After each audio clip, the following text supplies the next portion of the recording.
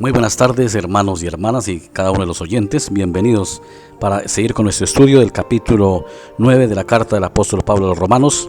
Para esta oportunidad vamos a estudiar los versículos 14 al 21. Versículos 14 al 21, que dice así: ¿Qué pues diremos? ¿Que hay injusticia en Dios?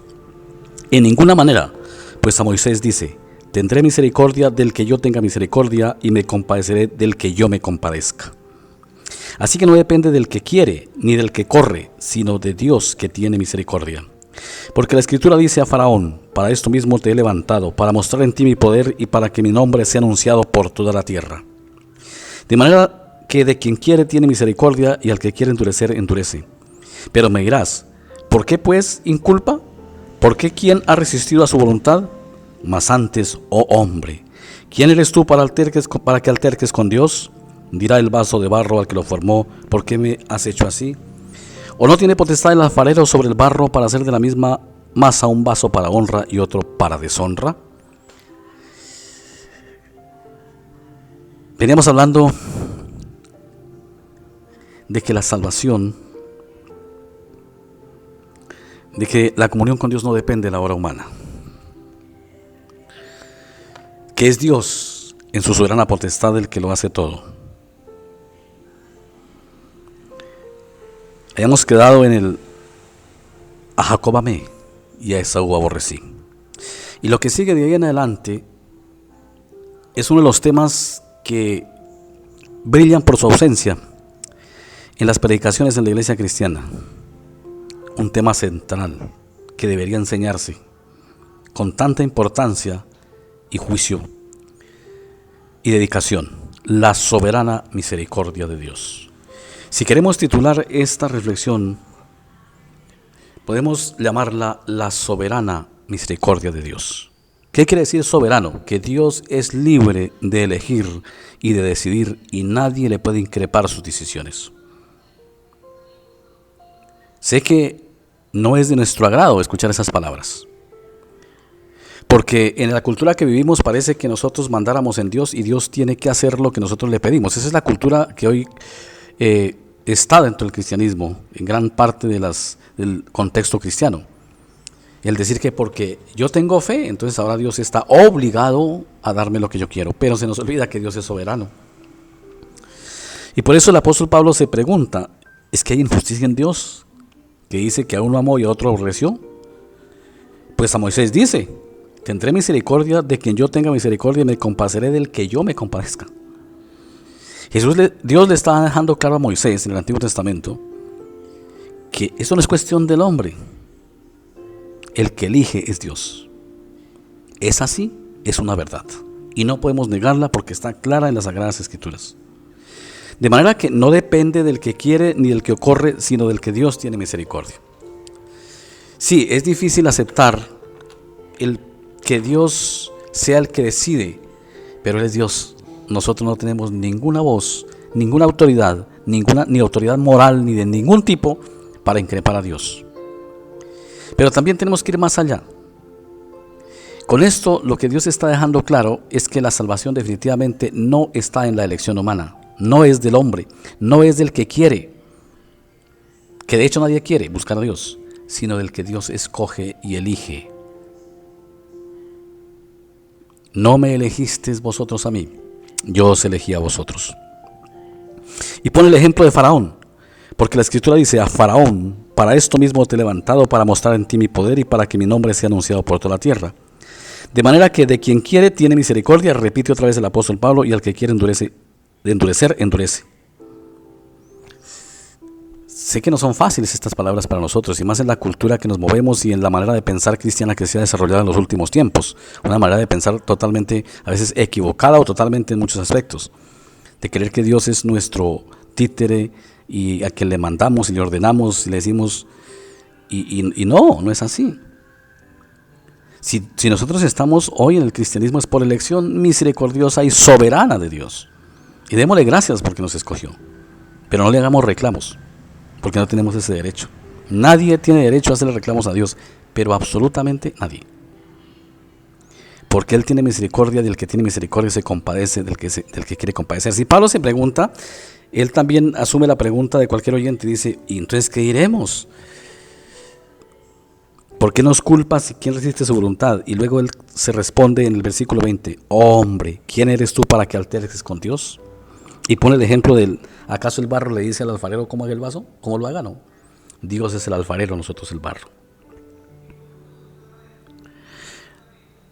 Dios tiene misericordia y ha tenido misericordia de nosotros. Pero no se nos olvide que su misericordia es soberana. O sea, es Él quien elige y quien decide, no nosotros por Él. De hecho, Martín Lutero, hablando de la oración, decía que la oración no es para cambiar los planes de Dios, sino para someterse a su voluntad. Y a veces lo que pretendemos y la intención que tenemos al orar es querer cambiar los planes. Somos muy tentados a eso, porque queremos es que se nos haga como queremos, no como Dios quiere. Ahí caemos en el error de que no es cierto que eso se pueda hacer. La oración no fue dada para ordenarle a Dios que haga lo que queremos, sino para nosotros someternos a la voluntad de Dios. Tarea no fácil, debemos confesarlo. No es fácil someterse a la soberana voluntad de Dios, porque la soberana voluntad de Dios va muchas veces en contra de nuestros intereses y nuestros pensamientos y nos resulta contraria y nos resulta desagradable. En cambio, la Biblia dice que la voluntad de Dios es agradable y perfecta. Entonces, hermanos, todos estos estudios que hemos hecho y que hemos venido haciendo y que haremos con la ayuda de Dios, no es solamente por hacer un estudio y una lectura rápida de la Biblia y un comentario ni nada de eso, es por sacar el mensaje. ¿Qué nos está diciendo el Señor en todo esto, en todos estos estudios que hemos venido haciendo de las cartas paulinas por ahora, donde todo nos deja claro que la salvación de ninguna manera pertenece al ser humano, sino le pertenece a Dios y la da por soberana gracia y soberana voluntad? ¿Qué entonces nosotros podemos hacer para ser salvos? Debemos preguntarnos. ¿Dónde está el orgullo del cristiano que cree que es más espiritual que otro porque de pronto va más veces a la iglesia, ora más? No. Eso trae bendición, pero eso no hace mejor a un cristiano ante Dios, ni lo hace más salvo por ello. Por el contrario, la oración y el ayuno deben ser ejercicios para someterse a la voluntad de Dios. Necesarios,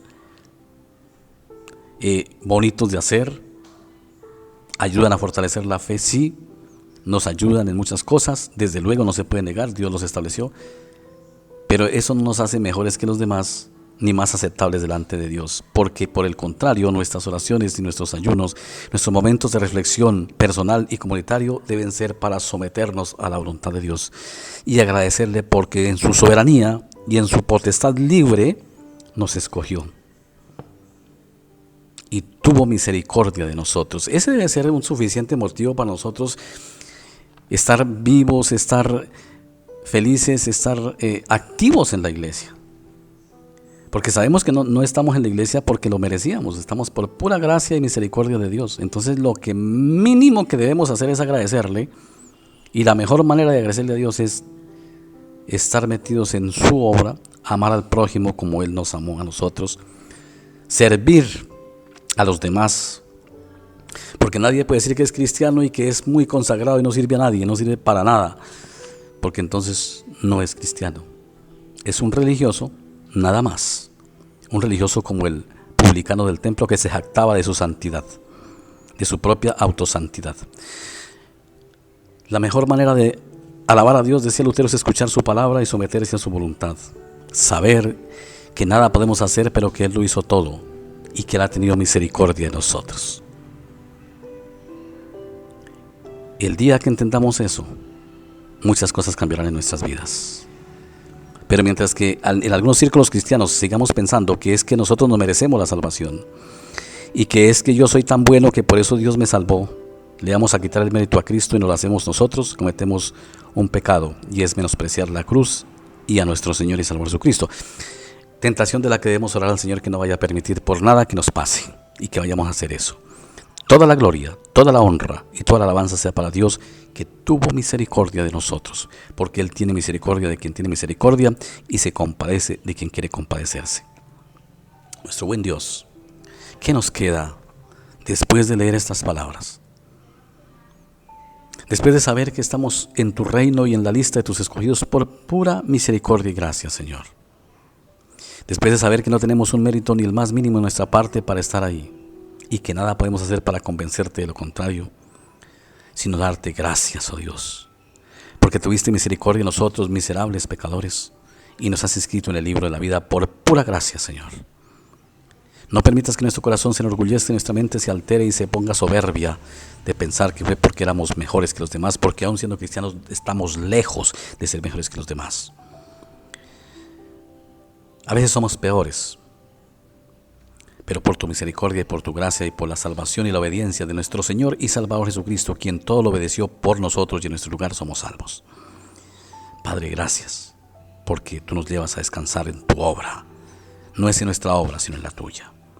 Bendice a mis hermanos, llevándoles al corazón las palabras de saber que tú diste su vida por ellos y que por pura gracia los tienes inscritos de manera imborrable en el libro de la vida. De manera que sus vidas descansen en ti. En el bendito y glorioso nombre de nuestro Señor y Salvador Jesucristo, en nombre de quien le damos gracias a ti, Padre, y nos encomendamos en esta noche. Amén.